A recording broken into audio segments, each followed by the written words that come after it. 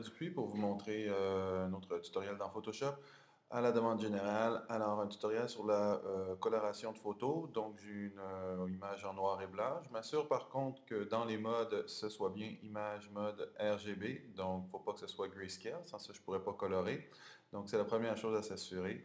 Ensuite, je vais débarrer mon arrière-plan en double-cliquant tout simplement dessus pour en transformer en layers et me créer un nouveau calque, un nouveau layers ici à côté de la poubelle. New Layers ou encore avec les touches Shift Command N, Shift Control N. Voilà, ça me fait un nouveau calque ici. J'aurais pu aussi tout simplement cliquer ici. Ça me fait un nouveau calque que je vais appeler couleur. Alors, le premier travail, c'est de sélectionner l'auto. Je vais prendre le lasso magnétique dans ce cas-ci parce que l'auto a des contours avec des contrastes qui sont très nets par rapport à l'arrière-plan. Donc, je vais y aller très rapidement en sentant mon lasso magnétique qui snap. Je fais backspace pour supprimer les points quand il y en a un de trop. Alt, clic. Donc, Alt et clic pour avoir mon lasso polygonal. Alt, drag. Donc, je maintiens Alt et je drague pour avoir mon lasso normal. Lorsque je veux revenir à mon lasso magnétique, je lâche Alt, je fais un clic et je reviens à mon lasso magnétique, tout simplement. Alors voilà, donc je vais faire la sélection. Je ne prends pas le pare-choc puisqu'il sera d'une autre couleur. Donc, j'y vais ici. Quand je fais une sélection, j'y vais toujours très rough en premier parce qu'après ça, je vais pouvoir revenir et peaufiner ma sélection par la suite. Donc, voilà ici. Ici, j'ai une belle droite. Donc, je maintiens la touche Alt, Option Mac et je clique. Alors, voilà. Donc, ça me fait une sélection. J'ai mes fourmis qui marchent. Pour venir peaufiner ma sélection, je reprends mon lasso. Je zoome et en fait, je peux aller ici me positionner pour rajouter à des points ma sélection. Donc, je vais tout simplement appuyer sur Shift pour rajouter dans la sélection. Si je veux rajouter dans la sélection, donc Shift pour rajouter. Admettons que j'ai une bosse de trop, donc je voudrais soustraire. Oups. Donc, si j'ai une bosse de trop que je voudrais soustraire, par exemple, je ferai Alt et avec Alt, j'enlève de la sélection. Je peux aussi me positionner en haut dans les touches Ajouter ou Supprimer de la sélection.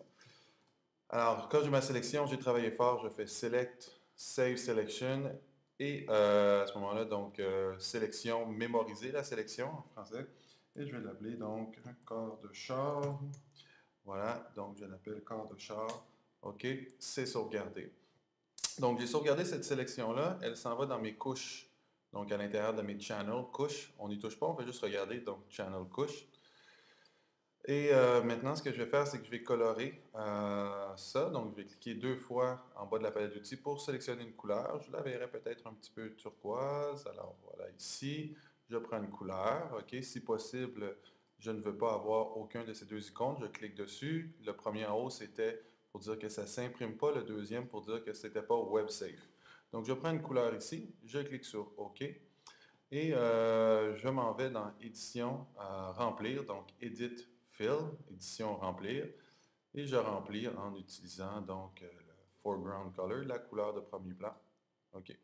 Donc, je vais désélectionner, Select, Deselect, donc ici, voilà, Select, Deselect, pomme D. Là maintenant, c'est pas ce que je veux, c'est pas ce que je cherche, la couleur est pleine. Alors pour vraiment que ça soit une belle couleur, je clique sur mon calque et je m'en vais le mettre en mode Color. Donc juste ici dans mon Layers, je le mets en mode Color. Et on voit que la couleur a bien fondu sur mon Layers, puisque lorsqu'il est en mode Color, bien à ce moment-là, on garde la couleur du calque supérieur pour avoir la saturation et la luminosité du calque sous-jacent. Donc, c'est la première étape.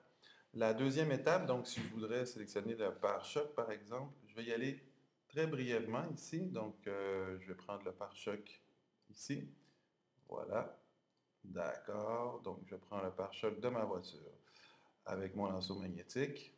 Comme j'ai déjà sélectionné en haut, je vais y aller avec Alt glisse pour avoir mon lasso normal. Pourquoi? Parce que ce travail-ci a déjà été fait. Comment est-ce que je le récupère? Select Load Selection, sélection, récupérer la sélection. Cette fois-ci, je vais aller rechercher mon corps du char, mais je vais soustraire de la sélection. Alors, en faisant soustraire de la sélection, quand je fais OK, ce que ça fait, c'est que ça vient manger le haut de la sélection, donc ça soustrait le haut de la sélection. Et je peux remplir ça ici. Je vais prendre un gris métallisé. Alors voilà, un gris bleu ici. Je vais chercher un gris. Voilà, peu importe ici. Et comme c'est en avant-plan ici, je peux y aller avec Edit Fill ou encore avec Alt Backspace pour faire remplir avec la couleur de premier plan. Donc Alt Backspace pour remplir avec la couleur de premier plan. Je vais désélectionner.